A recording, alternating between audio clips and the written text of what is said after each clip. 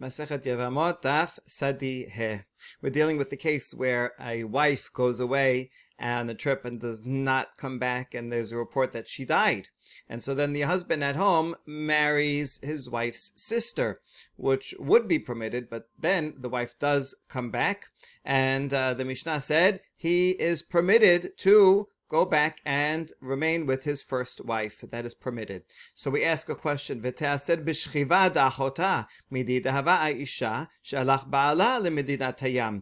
why is he permitted to remain with his first wife? How come he's not prohibited to his wife?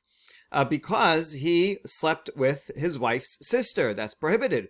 It should be the same as a woman whose husband goes away, meaning the beginning of this perek, and he doesn't come back, and then she marries someone else, a second husband. When the first husband comes back, they are prohibited from staying together. So what's the difference? How come with the case of sisters, he is permitted to remain married to his first wife?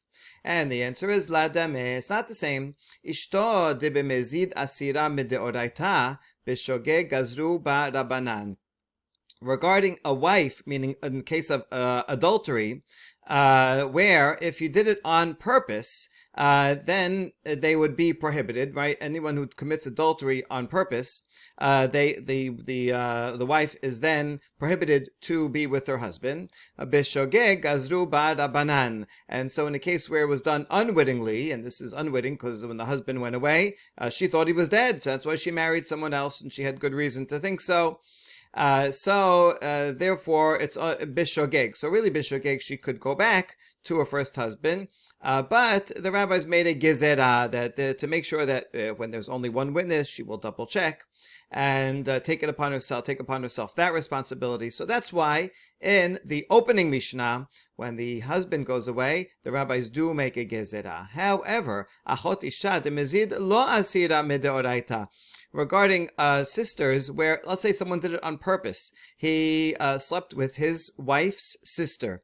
In that case, it is a prohibition, but on the doraita level, he's not forbidden to go back to his wife. So therefore, bishogeg lo gazru barabanan. So even when he does it by mistake, because he thought that his wife had died, the rabbis are not going to make a gezerah. All right, so that's the explanation. But now that explanation is based on an assumption that when it's on purpose, the Torah does not prohibit the man from remaining with his wife after he is with his wife's sister. How do we know that that's true? How do you know that he is not prohibited from remaining married to his first wife, even after the sister? Detanya ota shechivata o sarta ve'en shechivat achota o sarta. Because of the pasuk regarding sota, which we can open up here, happens to be Parashat HaShavua. And so it says if a man's wife strays, v'shachav ish otah, and someone sleeps with her, right? She sleeps with another man. So it says otah. Why not just v'shachav ish? So otah is specifying only only a case of adultery. Then she becomes prohibited, as the rest of the pasuk will say. But that comes to limit another case, meaning, and not if it's a man who is with a wife and then a sister. No, she is not prohibited. Only the case of adultery is prohibited. So that's how we learn it. Her sister will not cause her to be prohibited. Only another man will cause her to be prohibited. All right. Now, why do we need this derasha? Because without it, we would have a kal vachomer otherwise. We're going to spend a lot of time on this kal vachomer, so let's pay attention to it. Sheyachol halo dinhu uma b'makom sheba al isur kal ne'esad ha'oser.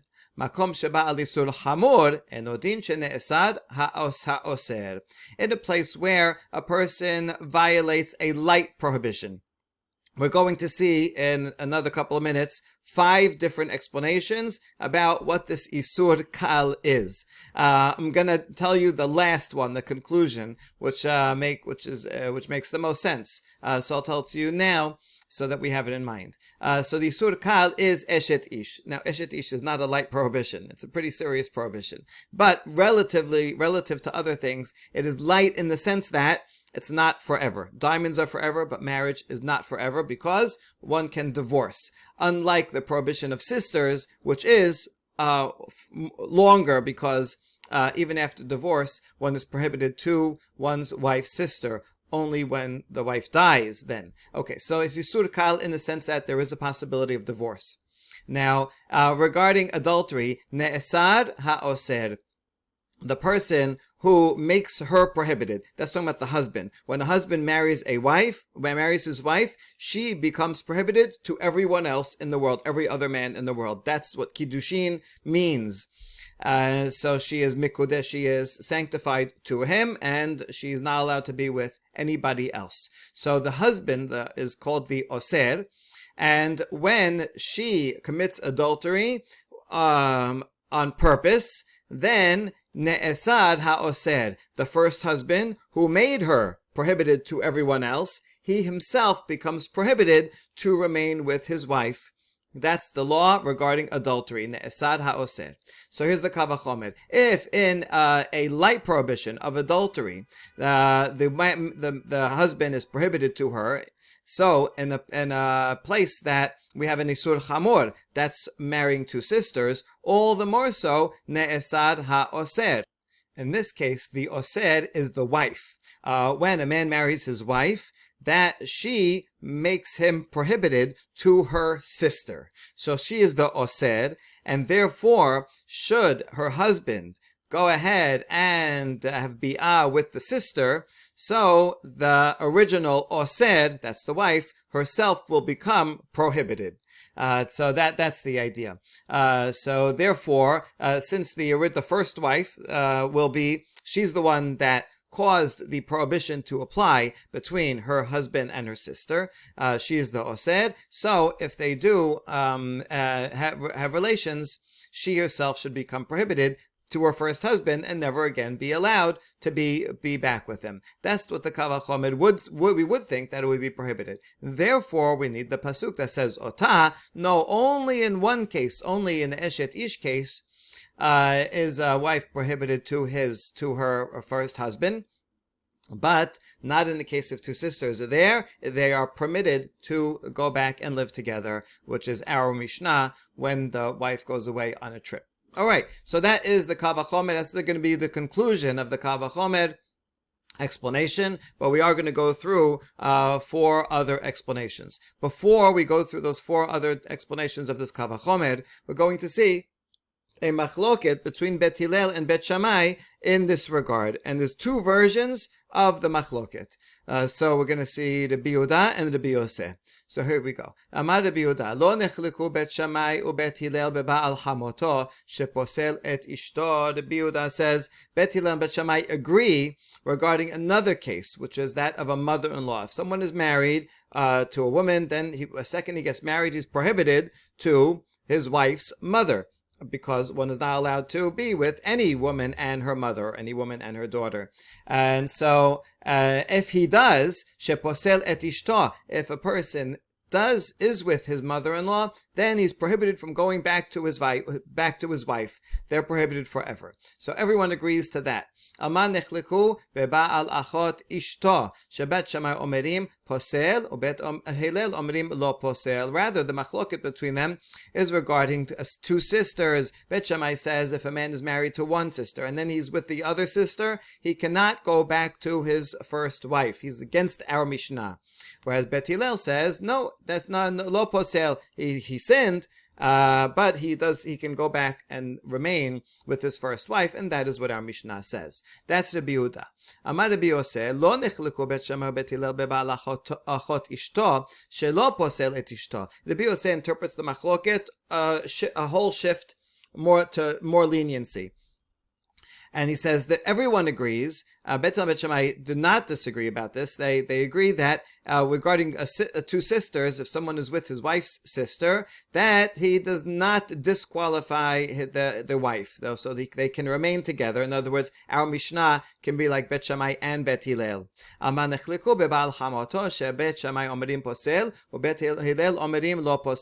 what is the whole disagreement? It's only regarding the mother-in-law. There, Bet Shammai says no good. Once a person is with his mother-in-law, he's prohibited to his wife. Bet Hillel says no, he is permitted to remain with his wife. Okay, so that's the machloket. Now we're going to explain both sides, why they would all agree regarding one case and why they all agree regarding the other case. We start with Rabbi Yosef, who we ended with.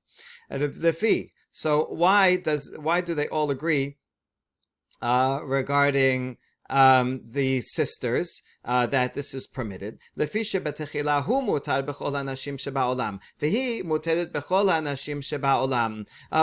a couple gets married, he is permitted to all women in the world, and she is permitted to all men in the world. I mean, obviously not people that they are edva or are already married and things like that, right? But all eligible single people. Now, once they do kiddushin, kiddishahu osraha vehi asartu.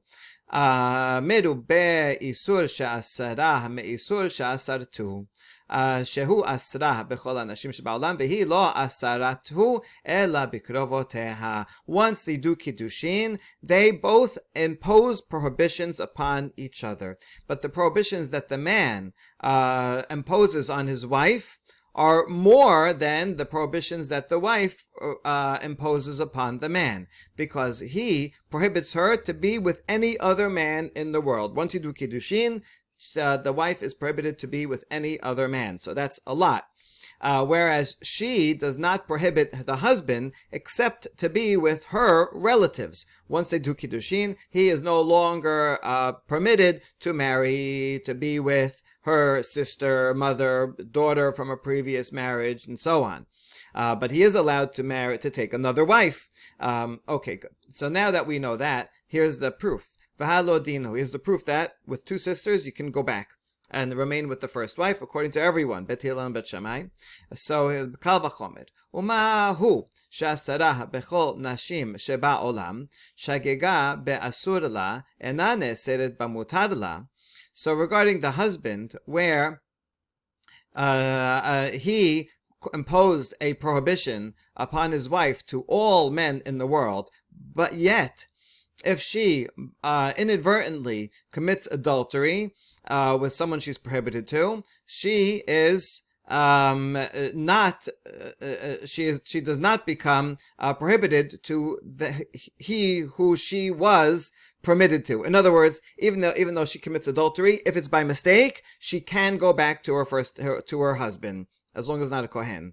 Okay, so that's data point number one. So he shelo asaratu ella bikroboteha, she, the wife, who does not impose prohibitions upon her husband except for her relatives, shagag ba'asur lo and odin shelo ne'esod lo ba'mutar lo. If he mistakenly sleeps with one of those relatives, in this case her sister, all the more so that we will not prohibit him to she who was permitted to him all along, meaning his wife.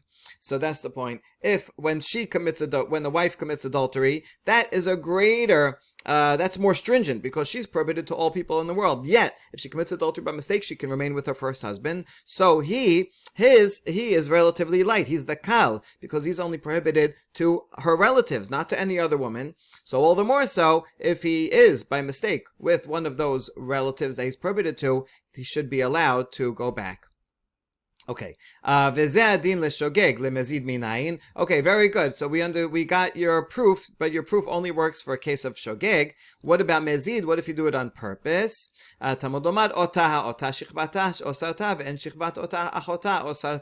same derivation we saw before from sota, only in the case of sota, adultery, then she is prohibited to her husband, but that limits, that's a limiting case, and therefore not others meaning, and not when a man is with a woman and her sister. All right, so that explains Rabbi Yosef. Now we're going to explain the other side. Amar Rabbi Ameh, Amar Resh Lakish, Maita Amar Rabbi Yehuda.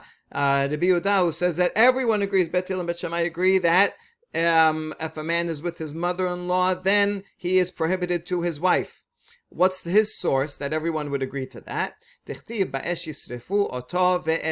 pasuk says if a man is with a woman and her mother, so then he gets burnt and they get burnt. What do you mean they? What do you have to burn the whole house down? It's an expression meaning, why, if he sins with his mother-in-law, what did the wife do? She didn't do anything wrong. Why does she get burned? And we saw a couple of answers to that previously on the previous stuff. So the answer is, you're right.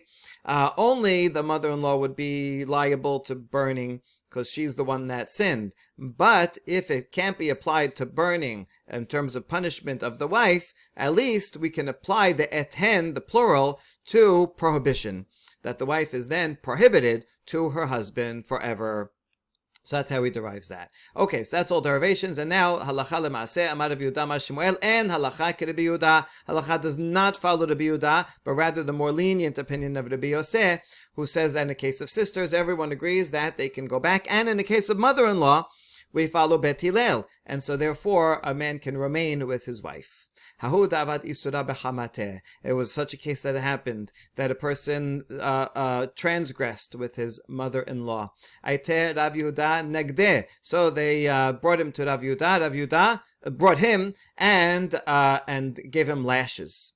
Amar le ilav damar Shmuel and halacha Rabbi Yehuda asrita alach isura de alam. And Shmuel says, if not that, Rav Yehuda said, if not that Shmuel already ruled that the law is not like Rabbi Yehuda, I would have made you prohibited to your wife permanently. Right? In other words, I would have followed Rabbi Yehuda, who says, according to Bet Hillel, after mother-in-law, one's prohibited from being with his wife forever. I wish I could do that, because you really deserve it. But what can I do? Shmuel already said, like the lenient opinion of Rabbi Yehuda, as who says you're permitted to go to remain with your wife, so all he could do was give him lashes.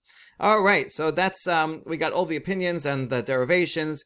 But now we get back to that kal vachomer, and we say, Mai isur kal. What was that isur kal, right? If we just go back here, it says, Mekom shabbat isur kal, ne'esar ha'oser. The person who prohibits is himself prohibited.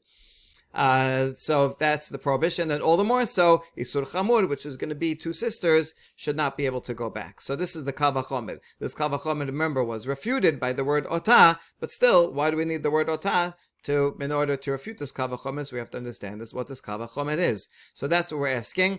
What is this Isur Kal? It seems we need so many answers because it's hard to say Eshet Ish is an Isur Kal. It's a big problem. So therefore, we're going to try to introduce other things that are, in fact, lesser prohibitions. So we say, Ma Isur Kal, Amar Rav Chisda, Mahazir Girushato Misheniset.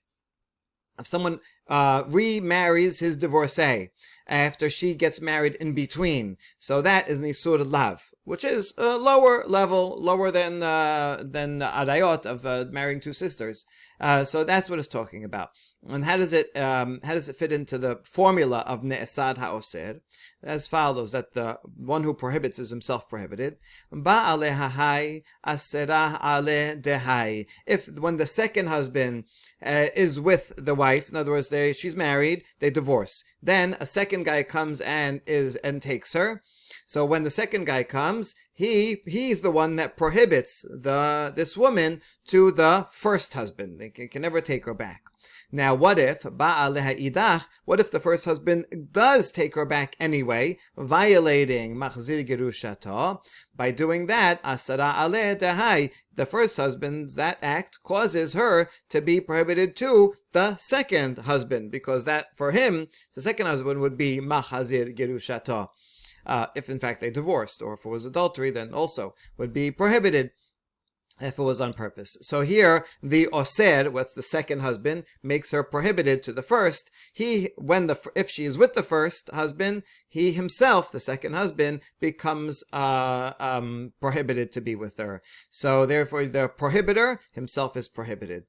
So that would be the example. But then we say, no, that is not a good analogy. You can't make a kavachomet between the machzir gerushato and the sisters, because mala machzir gerushato mishaniseh sheken di nitma haguf. In the case of machzir gerushato, she herself becomes defiled. It's pasuk says, acharei asher hu tamaa, right? And it's she herself who is with these two men.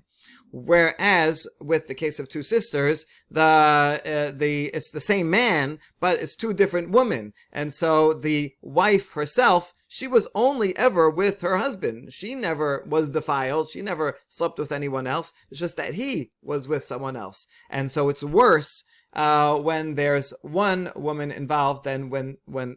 It's worse when there's one woman with two men than when there's one man who is with two women. Okay, that's one, nitma haguf, so that's not comparable. Ve'isuraha berov, and her prohibition is with the many, meaning when a woman gets married, she's prohibited to everyone, all men, whereas a man is only prohibited to his wife's sister, but permitted to all men, all women. Ve'isura, isur olam. And regarding the machzir gerushato, that prohibition remains forever. She is never, even after her second husband dies, she is never allowed to go back to her first husband, which is not true regarding sisters, where a man is allowed to be with his wife's sister after his wife dies. So therefore, that is not a good analogy, and so we try number 2. Ela amaresh lakish yevama. The isur kal we're talking about is a woman whose husband died without children, and now she has to do yibum with one of the brothers. So yevama leman. So who are we talking about that she would be prohibited to forever? Ilema leacher. Uchterav hamnuna. Damar Rav Hamnuna shomeret yavam shezinneta asura livama. Now, to whom is she sinning with? So she sins with another, with a stranger. In other words, she is shomeret yavam. She has to do chalitza or yibum with the yavam. Instead, she goes and violates that isur lav, and she is with someone else, someone not related. And now, according to most opinions, if she does that, it's a sin, but she is still allowed to go back and do yibum. So we must be that we're following Rav Hamnuna, who said, a shomeret yavam, a woman who's awaiting yibum, if she strays and goes with another man, she is prohibited to her yavam. So that would be a case where the yavam causes her to be prohibited to any other man, and therefore, if she is with another man, then the osed, the avam, becomes ne'esad, is prohibited to be with her at all, and he would have to do a chalitza. That would be the isur kal. So that's the proposition. No, we say mali v'mashe mahagufi surah berov, but that's not a good comparison to two sisters, because here also the Yavama, she herself becomes defiled. She was never with the Yavam, but she's connected to the Yavam, and now she herself is the one that sins with another man. And that's different than the two sisters, where the first wife did not sin at all. She was only with her husband, and it was only the other wife. So why should the first wife be prohibited? She herself did not sin. So that's it was the man that was with the two sisters. But nitma haguf, her body becoming defiled, is a stringency here that does not apply to the two women. And also, she is prohibited to the majority of people, meaning all men. She has to be with the Yavam. She cannot be with any other man. And that's not true for the husband in the case of two sisters. He can't be with the sister, but he's allowed to be with any other woman. So that is not comparable.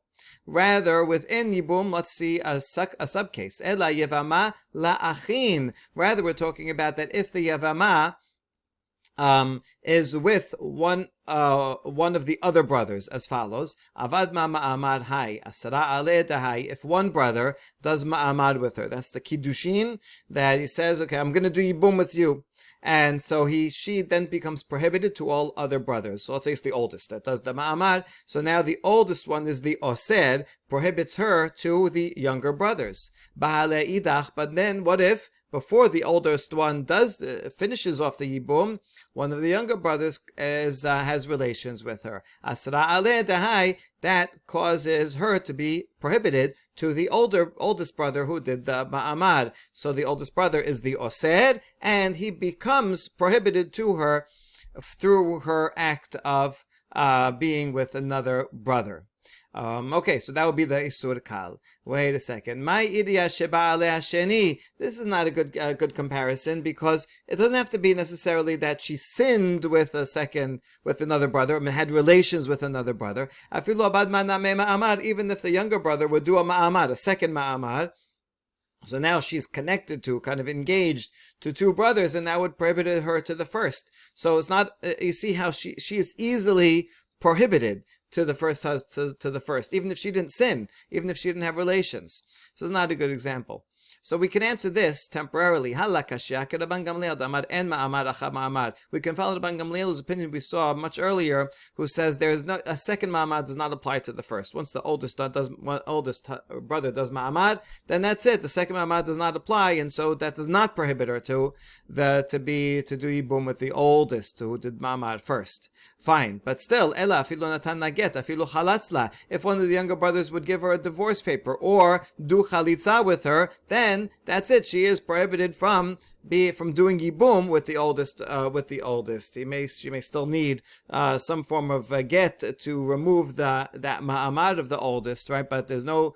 She's prohibited from doing yibum. So the case of a Yevamot to brothers, she becomes prohibited in 100 different ways, and it's not only because she sinned by sleeping with one of the younger brothers. So that is certainly not comparable to the case of two sisters. So Ela Rabbi Yochanan Sota, we're talking about a Sota, and by this Sota could mean two things. It could mean a Safek Sota, she's suspected of being with someone else, or a for sure Sota, which means a adulterer on purpose. Okay, right? So first we're going to say maybe it's a Safek Sota. The law of a Safek Sota is that she is not allowed, she has to go and drink the waters. Once she drinks the waters, if she is innocent, then she can go back to her husband, and if the husband dies or divorces, she can go with that suspected guy, adulterer, because she proved her innocence. So afterwards, she can go and marry that guy. If she doesn't drink the waters for whatever reason, then that suspicion will remain, and therefore she is not allowed to be with that suspected adulterer, because, who knows, maybe that's the adulterer, and that would be prohibited. Okay, once she is accused of being a Safek Sota, she is not allowed to have relations with her husband. While they're going and traveling to Jerusalem to do that, they're not allowed to be together. If they do violate that, and she has relations with her husband, then the Sota waters won't work, because he is guilty too. And therefore, she will never be able to prove her innocence, and therefore never be allowed to be with that suspected adulterer. Okay. So that's so maybe we're talking about Sota. Now, Sota leman, Sota sinning with whom? Sinning with whom?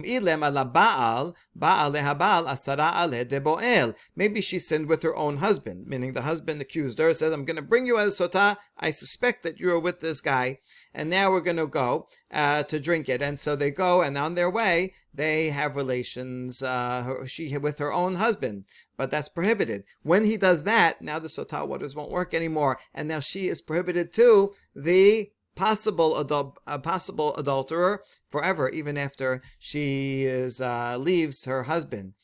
So that's the case. So that's the Osed is Ne'esar, that's her own husband.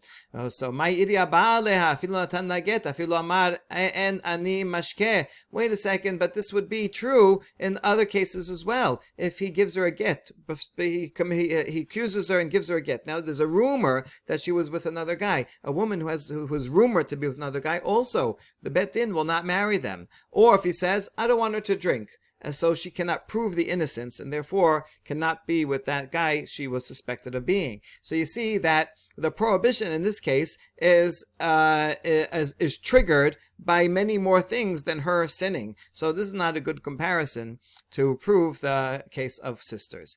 La sota la bo'el, must be we're talking about the sota is with the adulterer, meaning a for sure sota, and we know she committed adultery. And when she commits adultery, she is not allowed to be with her husband. He's the one that made her prohibited from being with any other man, and if she is with another man on purpose, adultery, then she cannot go back to the oser, that's her husband. Also oser hane'esar. So we ask about that. Hi isur kalhu? What, you're saying, calling that a light prohibition? Isur hamurhu. Hainu eshet ish. That's eshet ish. That's a very serious prohibition. You can't call that isur kal. You see, that's why we were trying to avoid this the whole time. So we reject it. But Ela Amar Rava Eshet Ish. Rava says is in fact exactly that, Eshet Ish. And your question, well, I have an answer to. And if in fact Rabbi Yochanan himself said it's Eshet Ish, you see Rabbi Yochanan said Sota in the first place. This is in fact what he meant, right? We did have that question, but we have an answer now. Why do you call Eshet Ish a light prohibition? Shen asra osra kol yamav, because it's not permanent all of his days. If she dies or they divorce, then if they divorce, then she is permitted to be with other men. Or if he dies, she is permitted to be with other men. But really, divorce, that's the key. That's the key here. It's lenient because there is a possibility of divorce. Whereas in the case of two sisters, divorce does not help. If a man is married to one woman, even if they divorce, he is prohibited to her sister. Only death can permit it. So in that sense, Eshet Ish, adultery, is more lenient than two sisters. Tanya Namehachi, Abba Hanan Amar Mishum Rabbi Elazar, Eshet Ish. We have Baraitot that confirm that is the case of the Kal Vachomer. And here's the Kal Vachomer spelled out. Someone who violates a light prohibition of adultery. It's light because she is not prohibited all of his days. They could get divorced. So nevertheless, the husband who made her prohibited to all of the men in the first place, if she violates that, he becomes prohibited to her. So the prohibitor is himself prohibited. If that's true in the Kal case, in the case of sisters, where the husband, by marrying one woman, makes the wife prohibited to him all as long as she is alive, and no, as long as the first wife is alive, and odin shenesad haosra, if the husband would be with his wife's sister, then he would be prohibited to his wife forever. Forever. Good. So that's the Kal Vachomer, and that's why we needed that pasuk from the pasuk in Sota. Talmud Lomad Ota Shichvata Osarta and Shichvata Achota Osarta. Prohibition applies only to an adulterer, a Sota. She cannot go back to her husband, but a man who is with a wife and his sister, and her sister is permitted to go back and remain married to his wife. And there you go. That's the conclusion and explanation of the Kal Vachomer. Next, we're going to explain the cryptic statement by Rabbi Yosef, who says, Kol ha-sheposel. Let's look back at the Mishnah to see the exact formulation. Rabbi Yosef says, Kol sheposel al yidei acherim, posel al yidei atzmo. Whoever disqualifies others is himself disqualified. Kol she'en posel al yidei acherim, eno posel al yidei atzmo. Whoever does not disqualify others is not himself disqualified. All right, what case is he talking about? We're going to see he's talking about when there's two couples and one wife and one husband go away and don't come back. So let's analyze. My Ka'amar Rabbi Yosef, exactly what is he saying, and how does he disagree with Tanakama? Because it's not clear at all if he's actually being more machmir or more mekel. So let's see. Ilema de kamar Tanakama. Dazel ishto v'giso lemedinat hayam eshet giso asira v'ishto sharia. So perhaps as follows. Tanakama says, and Tanakama is going to remain stable here. The question is what Rabbi Yosef means. So here's the case. You have couple A and couple B. and they are married to sisters. Fine. So couple A consists of husband A and wife A, and couple B is husband B and wife B. And now husband B and wife A go away on a trip. And they hear that they have died. And the Gemara will talk about, is it talking about one witness or two witnesses? Okay, whatever the case is. So the two people that remain behind say, hey, let's marry each other.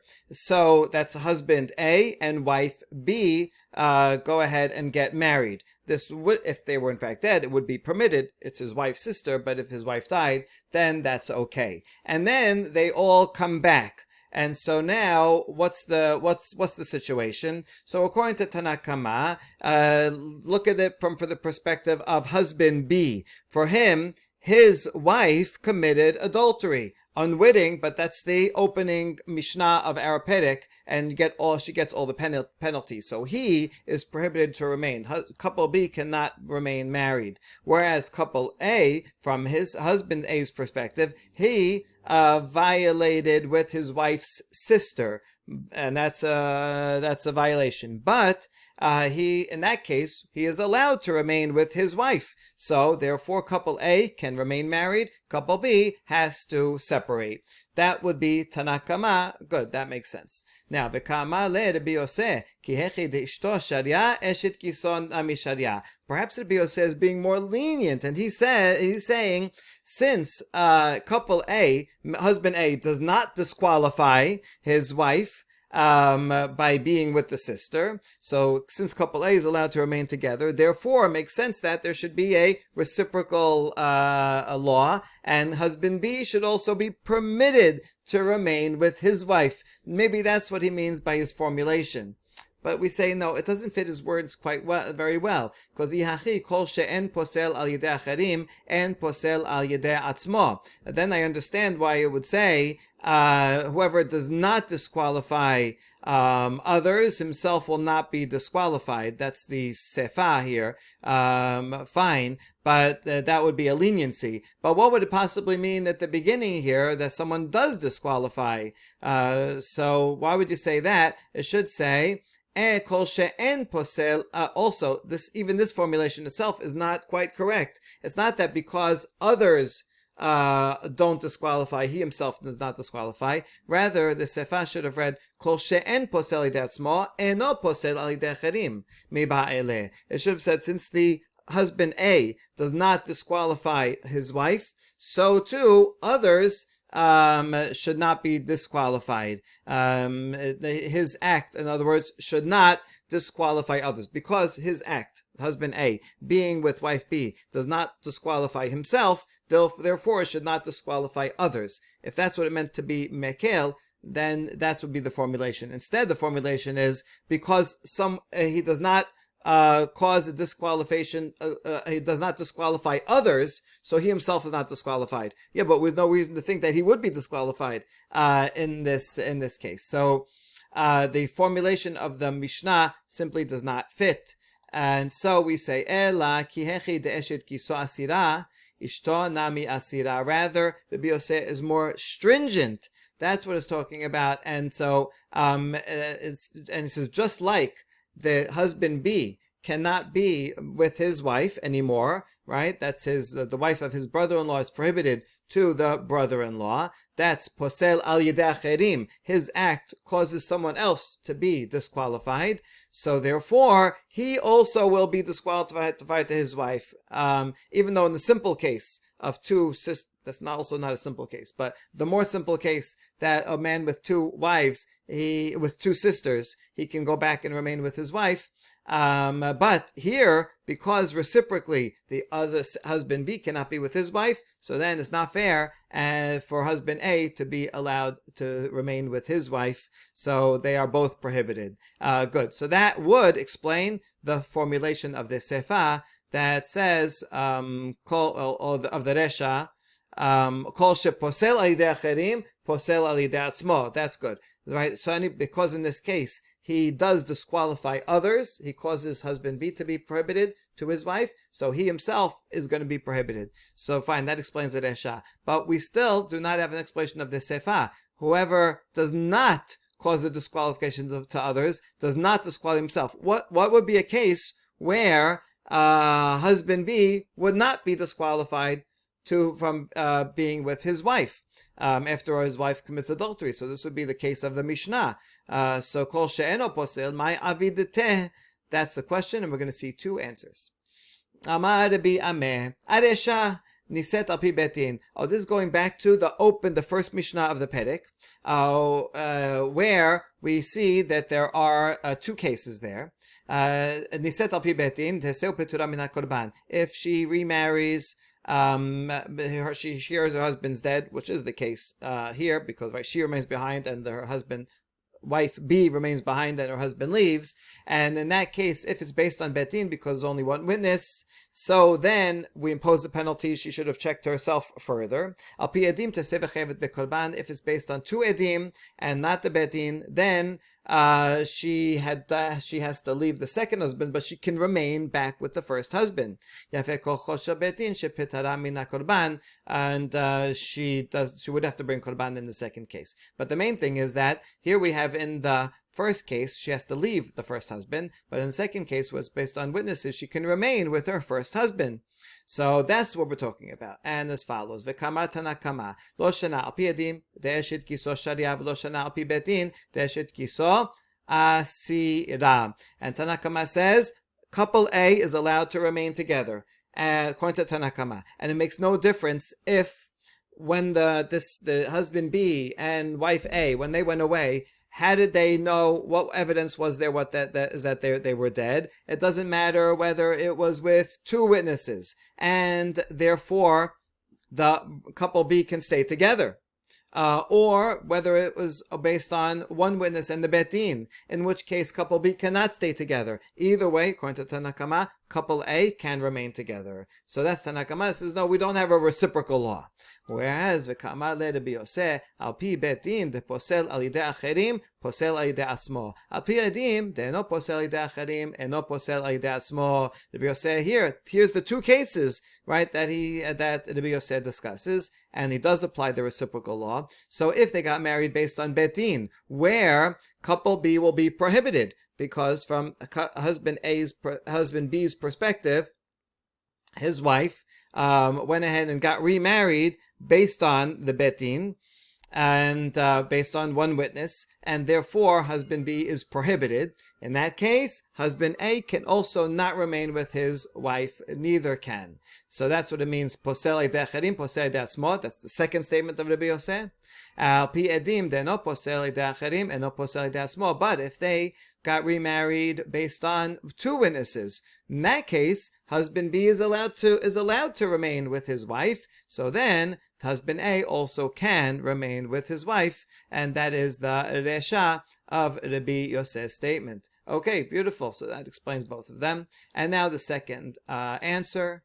Rabbi Yitzchak Napacha Amar Leolam Asefa. No, we could be talking about the two cases within the Sefa, within the case here that we are discussing, and I'm going to skip the parentheses, and there's a difference within this very case, regardless of the witnesses. Aha de'azle arusato v'giso, ha de'azle ishto v'giso. There's a difference between whether couple A only had kiddushin or before they left, or whether they had nisuin, and it's his full wife that left with his brother-in-law. Bekama Tanakama. Lo shena ishto v'giso, v'lo shena rusato v'giso, eshet giso asira v'ishto sharia. Tanakama says there's no difference between the two cases, whether couple A, husband A did kiddushin with his wife or did nisuin with his wife. In either case, when they go and then husband A marries wife B, and then they come back, they are allowed to remain together. And if they only had kiddushin, then they could do nisuin now. And if they were already married nisuin, they can remain together. Tanakama makes no difference. Rabbi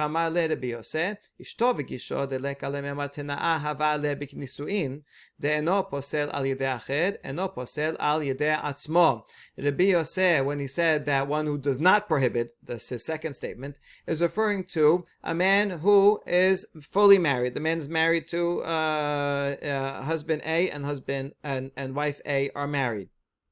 And then that wife A goes away with husband B, with the brother-in-law. And in this case, there's no reason for anyone to think that there was a condition on this marriage, because people don't usually make conditions on the nisu'in. That's difficult to do. So in that case, when they leave and then they come back, everyone will say, oh, look, husband A was with wife B. It was all a mistake. All right, that he made a mistake. Everyone thought they were dead. And so now when they come back, everybody will understand that marriage was a mistake and was invalid, and therefore husband B can go back with wife A. No posel that small, no posel acher, and no posel that small. Since everyone knows it's a mistake, so everyone's allowed to go back to normal, and that was all shogeg, and it's okay. So the husband, couple B can remain together, and therefore couple A can remain together. That's the second statement. However, arusato v'gisa, which you might think is more lenient, but actually it's the opposite. When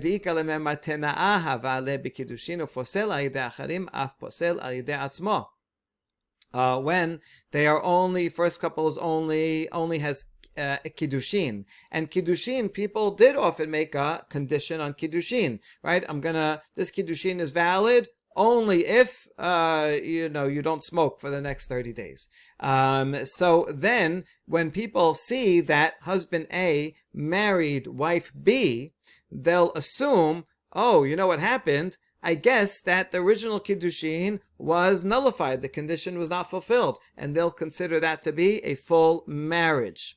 And then when husband B comes back and takes her again, this is a problem. Rabbi will say, wait a second, she was married to the other guy, and this is no good. So therefore, when it's only kiddushin, actually, at least in public perception, that makes the second marriage seem valid, even though in reality it isn't. And that's why couple B is prohibited from remaining together. Because they are prohibited, so too couple A is prohibited from remaining together. And this is the second explanation of Rabbi Yosef's two statements. We conclude the discussion of this Mishnah with halacha lemaaseh. Amar Rav Yehuda, Amar Shmuel, halacha ke Rabbi Yosef. Says in fact the halacha law is like Rabbi Yosef, who applies the reciprocal rule, and if couple B cannot remain together, couple A cannot remain together. All right, good. Matkif la Rav Yosef, but we have a challenge to this, right? Whether this Rav Yehuda, in the name of Shmuel really say this? Umi Amar Shmuel hachi v'ha'itemar Yevamot. Rav Amar harehi ke'eshet ish, u'Shmuel Amar ena ke'eshet ish. We're going to see how this following statement, this machlok between Rav and Shmuel's statement seems to contradict the fact that Shmuel could follow Rabbi Yosef. Now, this little phrase, this machloket itself, the formulation is not clear at all. It just says Yevamot. Some case of Yevamot, Rav says is like adultery, and Shmuel says it's not like adultery. And it's not clear what case this is applied to. We're going to see three different interpretations of what this case applies to. But the first one is by Rav Huna. So let's follow this one, and this will be the basis of the question. Amar Rav Huna, kegon shekidesh achiv et haisha, v'halach lo lemedinat hayam. One brother A does kiddushin with a woman, and then he goes away on a trip. V'shama shemet achiv. Brother B hears that his brother A had died. V'amad v'nasat ishto. So he does yibum. Very good. Now, and then husband A, brother A, comes back. So what do we do now? This is the same as a case of Eshet Ish, and she is prohibited. The word Yavam here refers to husband A. You see, the word Yavam actually just means brother-in-law. Usually we're talking about the live brother who has to do yibum. In this case, it's actually the opposite. The brother who supposedly thought he was doing yibum because thought his brother was dead is the brother, and then the one husband A who comes back is called the Yavam here. So Rav says this is Eshet Ish because they did Kiddushin. Kiddushin is like marriage with husband A, and now she slept with the brother B, and so therefore she is prohibited to go back to husband A. That's same as Eshet Ish. Shmuel said, no, it's not the same. This is permitted. It was a mistake, and we don't apply the same as our opening Mishnah to this case. There was only Kiddushin, and it was Yibum, so therefore she is allowed to go back to husband A. Now, this is the basis of the challenge. Since they only did Kiddushin, according to the Rabbi Yosef, he is the one that said, we worry when someone only has Kiddushin and then they go away and they get remarried. We assume, everyone looking on assumes that, the Kiddushin was on condition, and therefore the second marriage is a valid marriage. Because everyone thinks the second valid marriage is valid, you're not allowed to go back and return to the first marriage. That was Rabbi Yosef's principle, according to the second interpretation of Rabbi Yitzhak Napacha. And so if we follow that, and here we see Shmuel does not worry about that and says, yeah, you can go back, it's all a mistake. So Shmuel would be contradicting himself. Okay, that's the question, and we're going to have several responses to this because you see the question is dependent on so many assumptions. How do you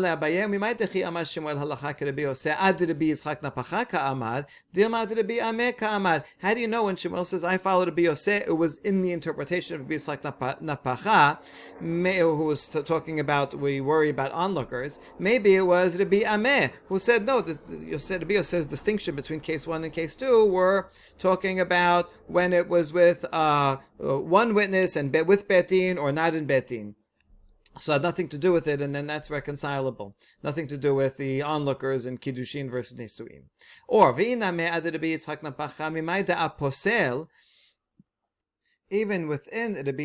Napacha, could be Shmuel was saying, yes, halacha is like Rabbi Yosef, within this interpretation, but maybe he wasn't agreeing with the entirety of Rabbi Yosef's statement, not both of them, but rather, Med Aposel, how do you know he was agreeing with the stringent statement? Maybe he wasn't. Maybe he disagreed regarding the stringent case. That's the case of Kiddushin. He says, no, I don't agree with that. And when he said halakha is like Rabbi Yosef, he was only talking about the lenient case. In other words, when there was nisuin, and he can go back and they can remain together. Both the first and second couples can remain together. That's when he said halacha is like Rabbi Yosef. By the way, it seems from here that in this interpretation, Tanakama would be more stringent and say you couldn't. Okay, so maybe that's what he meant, but he wasn't agreeing with Rabbi Yosef in the case of Kiddushin.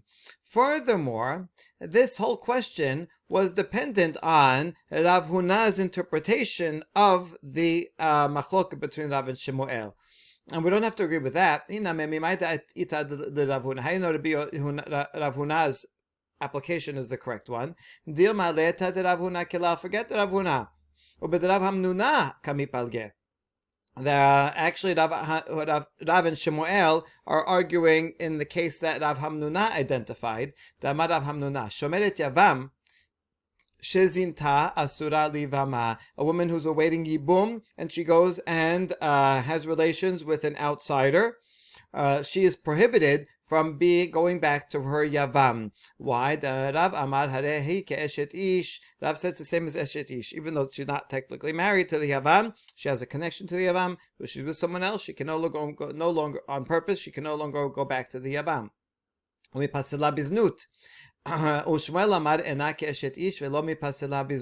says, no, it's not the same as Eshet Ish, and therefore, if she goes and strays and is with someone else, she is permitted to go back with the Yavam.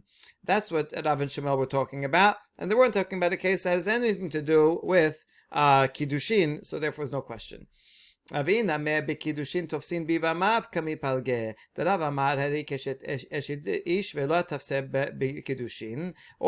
another interpretation of Rav and Shmuel about whether a Shomeret Yavam if she goes and does kiddushin with someone else, does that kiddushin even work? Is she married or is it invalid? Where Rav says, yes, it is like Eshet Ish.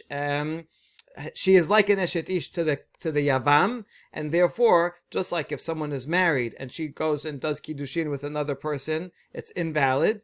So too here, her connection with the Yavam is like she is married, and therefore, if she does kiddushin with an outsider, it does not take hold. And Shemuel said, no, she's not like a married woman, and therefore the kiddushin does not take effect. And here also, this has nothing to do, this opinion of Shemuel has nothing to do with onlookers and people thinking it's a conditional kiddushin, so therefore it's not relevant and there will be no question. So for all of those reasons, we can answer the question. Last point,